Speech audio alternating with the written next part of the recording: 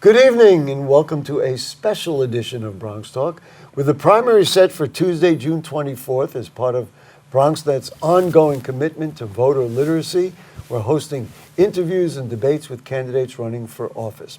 Tonight, we focus on the race for the Democratic nomination in the 16th Council District, which includes the Bronx neighborhoods of Morrisania, Claremont Village, Concourse Village, Highbridge, Mount Eden, University Heights, and Morris Heights. The challenger in this two-person competition has an agenda that includes fighting for education equity and pre- and post-incarceration services. So please join me in welcoming Shakur Joseph to Bronx Talk. Nice to see you, sir. Nice to see you. Pleasure to have you on the program. Well, let's just simply get right to it. Why should voters consider you for the 16th Council District? Why should they consider a newcomer? Yeah, so first, I'm born and raised inside of the district. I grew up on 165 and Taylor Avenue. I went to school inside of the district.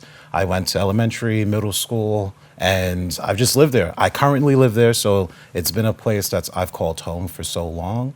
And I know the people that's inside of that district. I know the things that we're struggling with. I know the things that people are fighting for. And I want to be that person that's making that significant change inside of that district. Like, I'm deeply committed. My mom has gotten her first apartment inside of that district. She's lived there for well over 30 years. And one of the biggest things that I'm worried about is just this affordability crisis that everybody talks about. It's in the mayoral race, it's everywhere, but when you physically live inside of it and you know people that are heavily impacted by it, it's something that resonates with me deeply. So I want to be that champion for everybody. Then let's start there. How does a council member address the affordability crisis in the 16th or really in general throughout the borough of the Bronx? Yeah, so just a little bit about me. I work in public schools. So I've been in education for the past 14 years. I've had so many different roles catered around youth development. I've worked with, nonprofits on just like providing wraparound services for students, for communities, for families. And one of the things that I'm really excited about this city council race is that it's a direct lifeline to the community. It's somebody who lives inside of the district. It's somebody that engages with people on a every single day basis. And that is the person that people are electing to be that representative for them at these city tables, right? When it comes time to talk around budget, when it comes time to allocate resources, you are that person that everybody's entrusting to make sure that their issues, their concerns, everything that they want inside of the district is showcased. And I want to be able to do that as a city council member inside of my district. Do you feel that that's not being done now? Do you sense that frustration from people that you know and the fact that you know the district so well? So I have a niche community. Everybody that I know has grown up with me. I think right now, one of the harder things is people just can't afford eggs. People can't do a lot of things. There's a lot that a city council member can achieve. And I want to be that person that just, one, unlocks that for our community, but then also be that first person inside of my district or my community that's become an elected official that sets this kind of like precedent that anybody can do it. Asked me if I was going to run 10 years, 15 years ago, I would have said that I want to be a musician, I want to be a rock star, I want to be a WWE superstar, right? I thought, because you're a tall gentleman, I thought you were going to say you wanted to play for the Knicks. We all did, and we all do. But, for me, I don't know about you, but for me, that wasn't going to happen. No. Well, I mean, I have aspirations, One day, who knows, I might get a contract. But I think right now, the biggest piece is there's just a lot of people inside of the district that just feels disconnected from politics. They feel like this election cycle and previous election cycles has let them down, right? Their voices aren't being heard. And for me to be somebody that is their neighbor, one of their best friends, somebody that they went to school with, somebody that they can see having some sort of impact is something that I really want to uplift. Without giving too much detail, but you have admitted on your website that you've had a challenging childhood. Yeah. If you are elected to the city council, how does that background shape your agenda? What does it provide you with that maybe others might, other person running and others might not fully understand?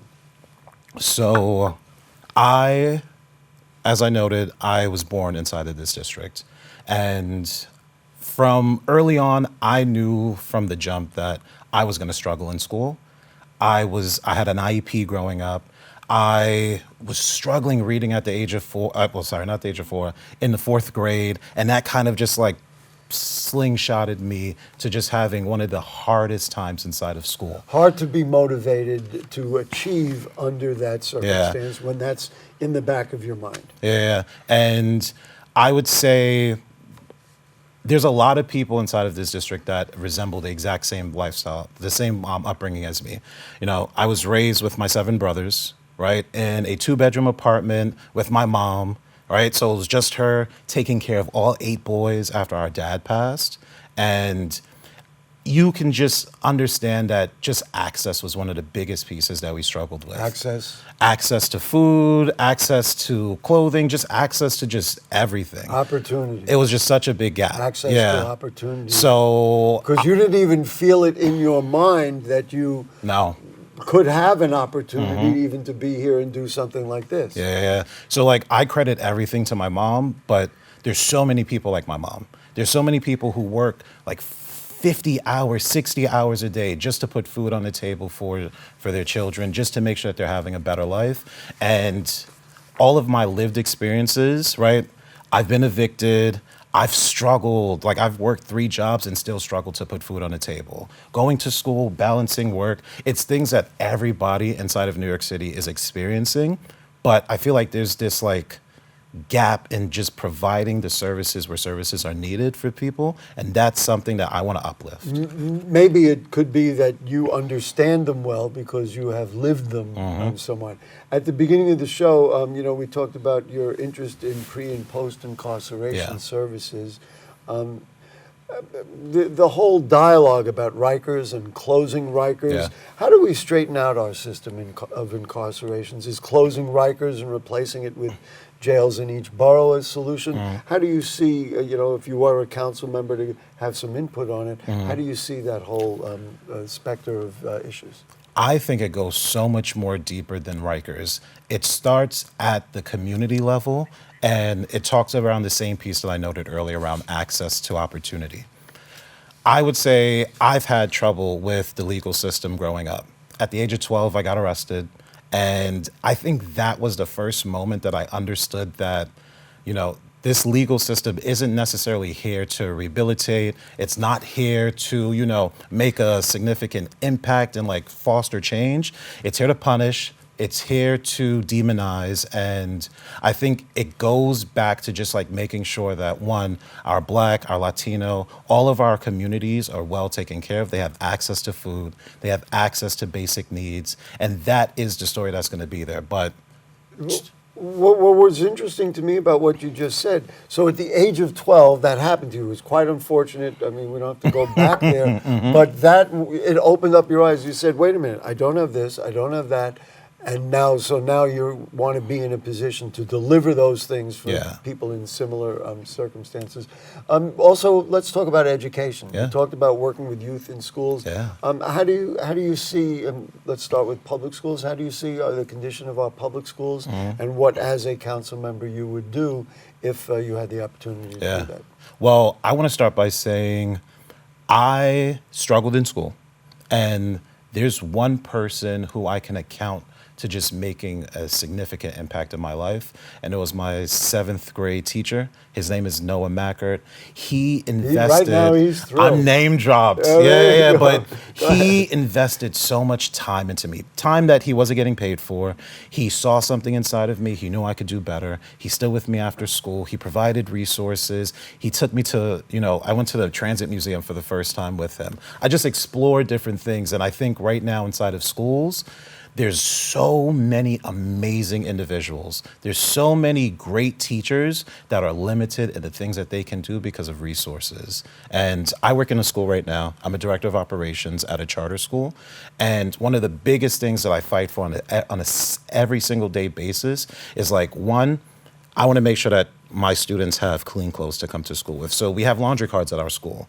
I want to make sure that kids are fed. So we partner with nonprofits to bring in food, and we just like make sure that we are taking care of the whole child. And one of the bigger things that I really want to push inside of this district is the idea of a community school. Like, there's already community schools in New York City. There's resources that's already there, but just it's hard to access. And creating this community school model that allows schools to get free after-school programming, mental health resources, physical health resources. Because that's where you can get them. Exactly. That's exactly. where you know you have them. The schools are the community pipelines, and I want to make sure like that is at the forefront of every community. You know, the notion of community schools is fascinating to me. I'm older than you, and I know people who grew up in the same generation that I did. My parents played volleyball at DeWitt Clinton High School in the Knight Center. And so if you're talking about a community school, it's one thing to make it a center for some of the other things that you were talking about delivering, but to have the parents then use the school in the Exactly. evening, or have, you know, parent-child programs or art programs or music, whatever it is, play volleyball. You Exactly. know, we've got the gyms open at night. We may as well open them in. That's what you're suggesting. That's the biggest piece. I think once we have that idea of how do we make schools more accessible to just every member in the community to improve just quality of life, we are going to significantly make a district that's, one, reducing crime, reducing incarceration rates, reducing hunger, reducing so many things, because there's already an infrastructure there. There's already an establishment. How are we pumping resources into that to want to take care of our kids and our families? Well, you know, we're just about out of time, so I'm going to give you like a minute and a half, whatever it takes.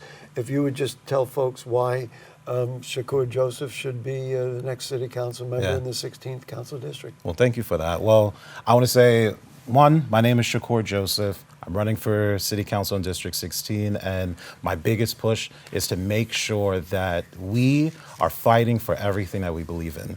There's so much that we have yet to receive, and I want to make sure that every resident inside of this district is, one, well taken care of, and that they're able to provide an amazing life for their students and for their children, their niece, their nephews, everybody. I'm dedicated to my community. As somebody born and raised inside this district, I want to make sure that the district that I live in, the district that I was born in, is a district that can actually prosper inside of the Bronx. Well, one of the things that I know you're concerned with is, you talked about starting early to solve problems, is preschools. 3K, they talked about, you know, that 15% of the people who applied for 3K didn't get to school, and they got to go to school somewhere, either across the Bronx or in another borough. That's undoubtedly something at the top of your list. Yeah, 100%. If you visit my website, shakurforthebronx.com, it talks about all of the platforms, all of the pieces that I'm fighting for to make sure that, and that is one of the biggest pieces that's listed there. There you go. Shakur Joseph, good luck in the campaign. Thank you so much for joining us on appreciate Bronx it. Talk. And folks, we are going to take a short break. Then we'll be right back with the incumbent in this race for the Democratic primary in the 16th CD, Althea Stevens, will join us. Don't go away.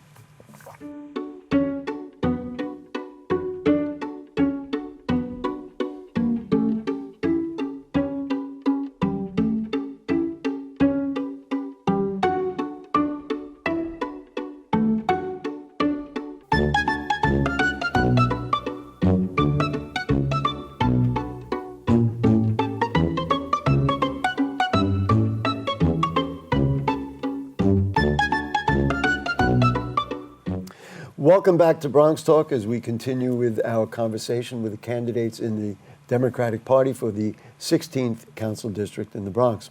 The incumbent in this campaign is the chair of the City Council Committee on Children and Youth and the secretary of the Black, Latino, and Asian Caucus. Please join me in welcoming back to Bronx Talk, Councilmember Althea Stevens. Nice to have you with us. Thank you so much. Well, why should voters re-elect you as a council member? Well, one, I truly know that I've been working hard as I can to ensure that we are getting all that we deserve in our district. At my State of the District a couple of months ago, I talked about all the investments that we made into the district around public safety, making investments in our parks. And, you know, we've brought over $94 million into this district, and that's a huge accomplishment. And so for me, it just feels like we just started to scratch the surface of what we could do in our community and in our district.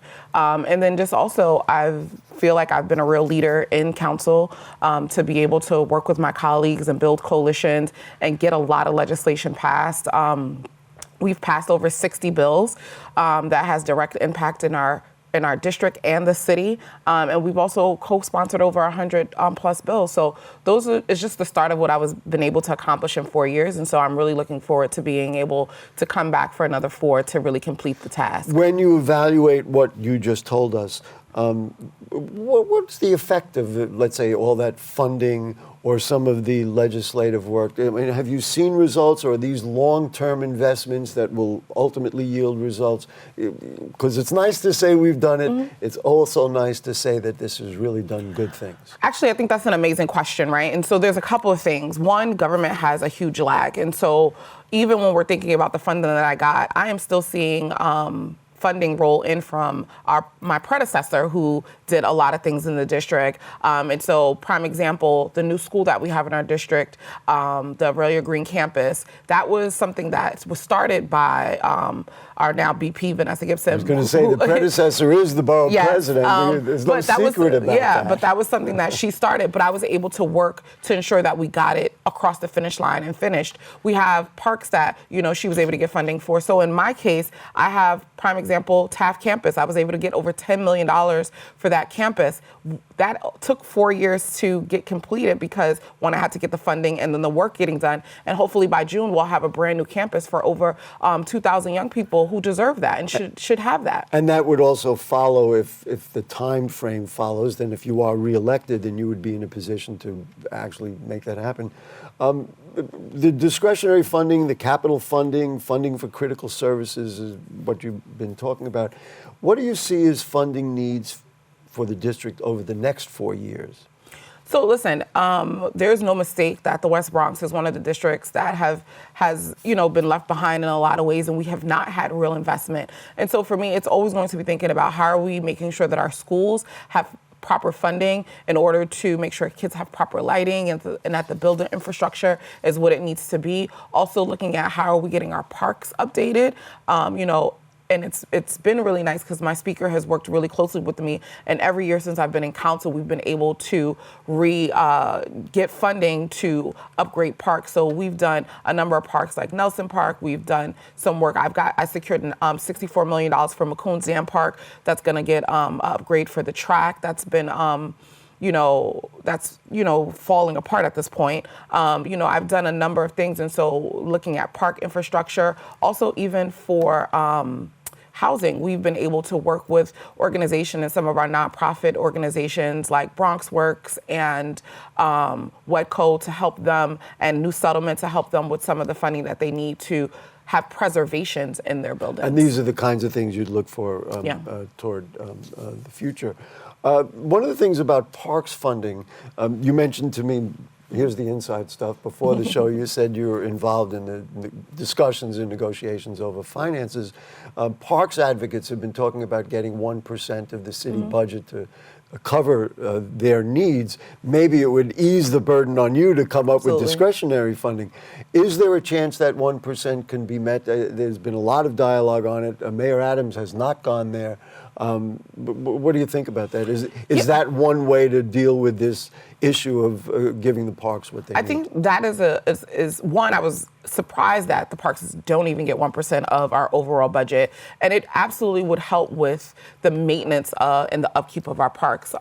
Unfortunately, a lot of the issues we do have in the district is around maintenance and the lack of folks that we have to work and service our parks. And so if that was an increase, we would see a great deal of difference in the maintenance and upkeep of our parks. So you would advocate that it's hard to measure whether that could actually come true, is what I'm understanding. Well, yeah, I mean, we're going to keep pushing. I know the parks chair that's been his campaign, and we've been pushing even in the Bronx to make sure we have more PEP workers, and those are the people who secure our parks, and also just to have more shifts for maintenance, because, you know, during the pandemic, the parks was a lifeline for so many people. And so for me, it's making sure that things that we invested in that we know work and people need and want to see, that we keep that up.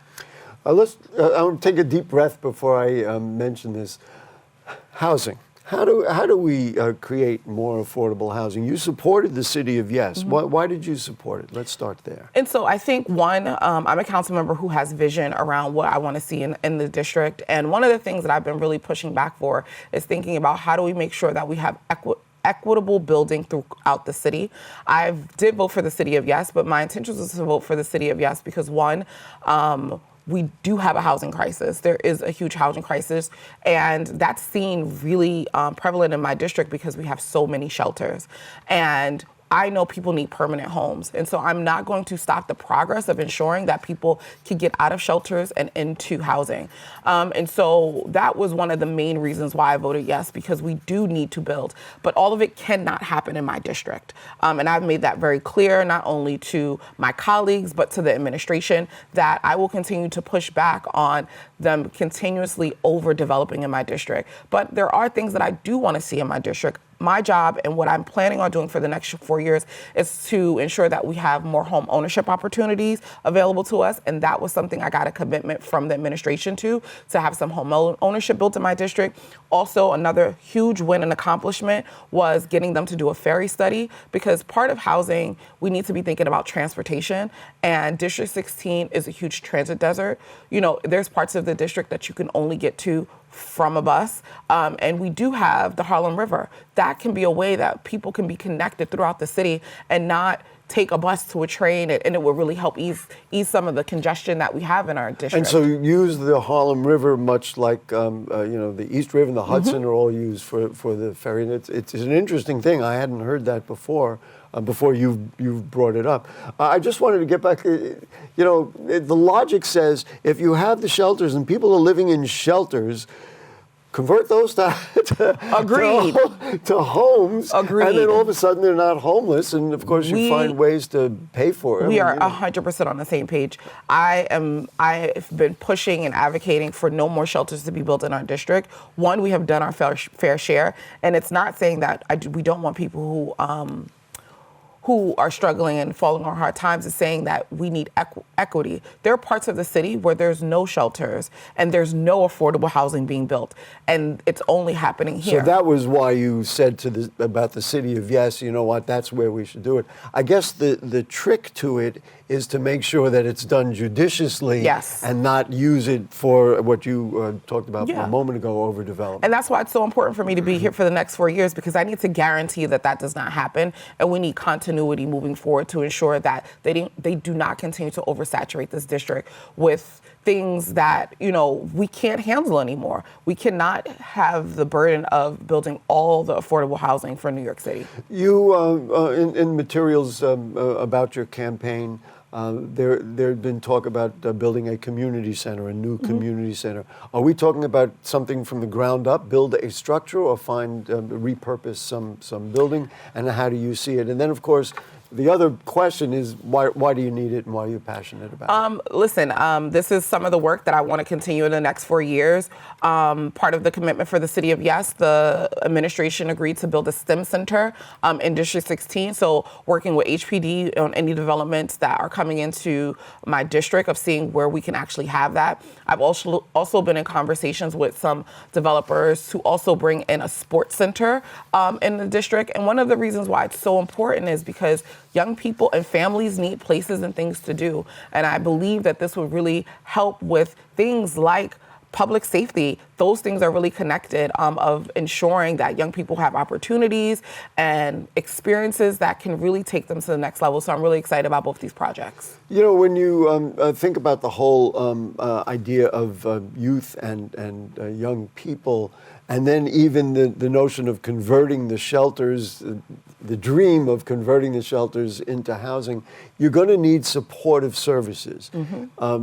New organizations, use existing organizations. How do you see that? And I know that's one of the things in the back of your mind you want to do. Absolutely. We're always... Or maybe the front of your mind, you could tell us. Well, we're always looking for new partners. I mean, one of the things that I've also done and started in my office, we have nonprofit roundtables with all the nonprofit groups in the district every month, where we kind of really talk about how do we have collective impact? How are we all working together to ensure that we're moving the needle around, like youth development, public safety, sanitation, and having these discussions? And so we're always looking for more partners to come into the district to provide things like mental health services, to provide things around support for case management and those things. And so we've in our meetings, we typically have anywhere between 30 to 40 nonprofit leaders coming in to talk about how we're all going to work together to really address the issues of the community. Existing funding, or that's going to have to be a new funding stream or part of a development? Well, no, actually, this is something that we do every month that I've committed to since I got here, to work with the nonprofit groups to develop a collective impact strategy so we can all be working on the same thing. So this is something that doesn't need funding. It's something that I've been doing. It's been a real passion of mine. Councilmember Althea Stevens, good luck in the campaign. We'll give you 1 minute. You can conclude, tell the voters whatever you want. Well, thank you so much. I'm so excited that I have been able to serve District 16 for the last 4 years. And honestly, I believe that we have made great accomplishments around youth development. We've had amazing investments on the discretionary side and bringing money into the district, but my work is not done yet. I have so many ideas and things that I want to continue as far as my public safety advisory group and having community members really have a say on what public safety looks like in this district, and continue to work with the community on ensuring that we have sanitation regular schedules and making sure our parks are clean, and really making sure we have all the things that we deserve and should be getting. And I want to continue to be a strong advocate and fighter for District 16 at City Hall for the next 4 years. Councilmember Althea Stevens, good luck in your campaign. And that concludes tonight's program. The early voting is Saturday, June 14th through June 22nd. The primary is Tuesday, June 24th. Please make sure to vote. If you need more information, go to vote.nyc. And we thank our producer. She does an amazing job, Rebecca Hemick, as all the other people on our crew. Our director is Nicholas Marrero. Yare Encarnacion on graphics. Raman Sambo is on audio. The cast of thousands who are here with us in our studio. And of course, to you too, the most important, the viewers of the Bronx. Get out and vote. So if the curtain don't fall and the creek don't rise, we'll see you next week. Good night.